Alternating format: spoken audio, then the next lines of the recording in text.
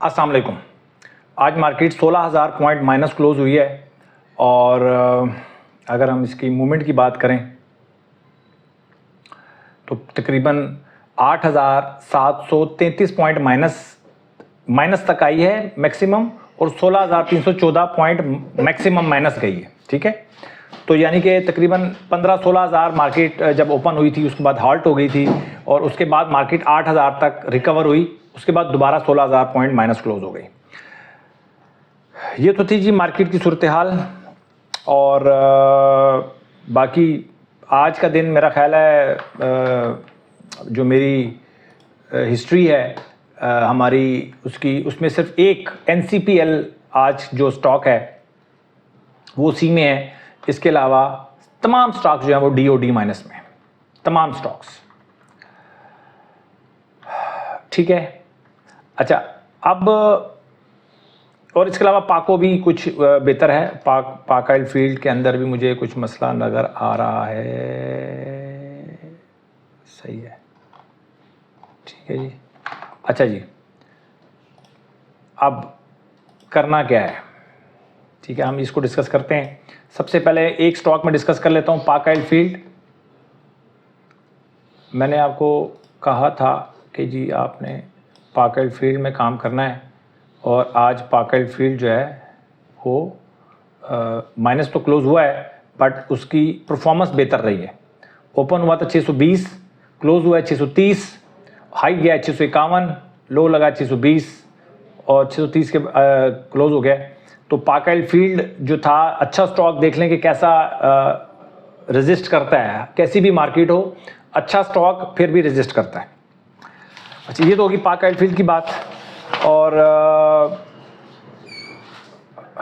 अब करना क्या है? देखें, पहली बात तो ये है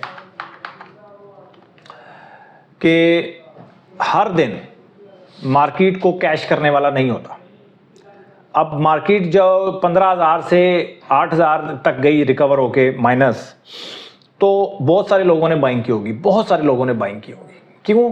कि हर अपॉर्चुनिटी को वो ग्रैब करना चाहते हैं, हर अपॉर्चुनिटी को पकड़ना चाहते हैं, हर दिन ट्रेड करना चाहते हैं, हर दिन को हर दिन की मतलब हर दिन काम करना चाहते हैं लोग। यार हर दिन आपने क्यों काम करना है? आप लॉन्ग टर्म इन्वेस्टमेंट कर रहे हैं या शॉर्ट टर्म इन्वेस्टमेंट कर रहे हैं, तो हमने हर दिन क्यों काम करना है? ठीक है, पहला एक तो ये इशू है। दूसरा इशू है, लास्ट डे भी मैंने आपको कहा था कि आप जिसकी जितनी बाइंग हो चुकी है बस वो अपनी उतनी बाइंग कर लेगा।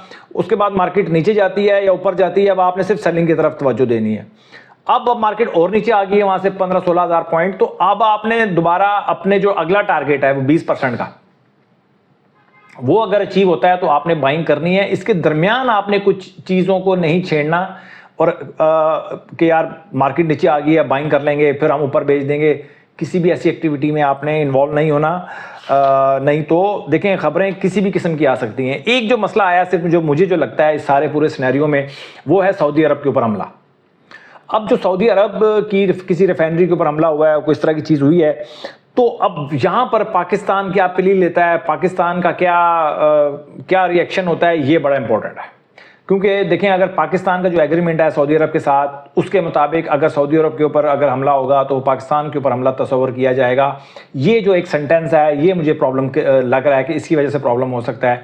अगर पाकिस्तान उसको रेजिस्ट करने जाता है ईरान को, या ईरान सऊदी अरब के साथ हमला करने के लिए जाता है, तो जारी बात है फिर ईरान की तोपों का रुख पाकिस्तान की तरफ भी हो सकता है। तो ये एक सिचुएशन हमारे लिए बुरी हो सकती है। अब हम फंस चुके हैं सिचुएशन में। अब हमने देखना है कि यार हम इस सिचुएशन से निकलते कैसे हैं। अल्लाह करे जी कि ये किसी तरह मसला जल्द से जल्द हल हो, ताकि सारी की सारी जो आपकी इकोनॉमिक जो एक्टिविटीज़ हैं वो रुक चुकी हैं इस वक्त। ठीक है जी, और फ्रेट फॉरवर्डिंग जितनी भी चीज़ें हैं वो सारी रुक चुकी हैं, जिसकी वजह से पूरे जितने भी मुल्क हैं उनका जो मईशत का जो पहिया है वो जाम हो चुका है इस वक्त। क्योंकि अगर आपका कंटेनर लोड नहीं होता ठीक है उस पर पोर्ट पे, तो उसका जो असरात होते हैं वो पीछे तक आते हैं, एंड यूज़र तक आते हैं। 1-2 दिन के अंदर अंदर आपकी जो मैन्युफैक्चरिंग है वो बंद हो जाएगी। मैन्युफैक्चरिंग बंद होगी क्योंकि ज़ाहिर बात है माल बन रहा है तो आगे तो जाएगा नहीं। जब आगे नहीं जाएगा तो माल बनेगा कैसे? माल आएगा भी नहीं, रॉ मटेरियल आएगा नहीं तो मैन्युफैक्चरिंग होगी नहीं, मैन्युफैक्चरिंग नहीं होगी तो लेबर ने बैठ जाना है। तो सारी एक्टिविटीज़ जो हैं वो बिल्कुल स्टक हो जानी है अगर हमारे पोर्ट जो हैं वो ऑन नहीं होते। तो पोर्ट तो बंद हो गया, तो सिचुएशन तो ख़राब है। अब आपने इंतज़ार करना है, आपने अपना काम करना है सिर्फ कि भाई आपके जो पॉइंट्स हैं सिर्फ आपने उसके ऊपर बाइंग करनी है और सारे का सारा पैसा नहीं लगाना। अब तो हालात बहुत बुरे हैं ना, अच्छे हालात में भी मैंने आपको कहा था कि सारा पैसा नहीं लगाना, तो बुरे हालात में तो आप ज़ाहिर बात है अपने कुशन तो रखेंगे, अपना कैश इन हैंड तो रखेंगे। तो ये सिचुएशन है सर इस वक्त, और सब्र करने की ज़रूरत है और हर दिन को अपॉर्चुनिटी ना समझें। अपने अपने अपने पॉइंट्स पे अपने आपका पॉइंट टिक हो, उसके ऊपर आपका जो टारगेट आए उसके ऊपर आपने बाइंग करनी है, अपने टारगेट पे सेल करनी है। बीच में जो कुछ भी हो रहा है, मार्केट नीचे जाए ऊपर जाए, आपको फ़र्क नहीं पड़ना चाहिए। बहुत ज़्यादा लालची नहीं होना आपने, ठीक है जी। आज के लिए सिर्फ इतना ही है जी, और दुआ करें कि हमारे जो मुसलमान जितने भी मुस्लिम ममालिक हैं उनके ऊपर जो अभी एक आफत पड़ी हुई है किसी तरह ये टल जाए और अल्लाह ताला कुछ रास्ता निकालेगा इंशाअल्लाह अल अज़ीज़। अपना बहुत ख्याल रखें, अपनी इन्वेस्टमेंट का ख्याल रखें और इन सारी चीज़ों को आपने भूलना नहीं है, अपने माइंड में इसको फीड करना है और इसी सारी सिचुएशन को मद्देनज़र रखते हुए आपकी फ्यूचर की प्लानिंग भी इसी के ऊपर डिपेंड करनी चाहिए कि ये इस जैसे हालात जब होते हैं तो देखें ये एक सिचुएशन है, ये ऐसी कुछ और सिचुएशन निकल आएगी, जंग नहीं भी होगी, कुछ और निकल आएगा। तो ये ऐसी चीज़ें स्टॉक मार्केट में आती रहती हैं, मार्केट नीचे जाएगी ऊपर जाएगी, ये मार्केट का हुस्न है। आपने अपने आप को कैसे मैनेज करना है वही चीज़ मैटर करती है। अपना बहुत ख्याल रखें, अपनी इन्वेस्टमेंट का ख्याल रखें। Thank you very much.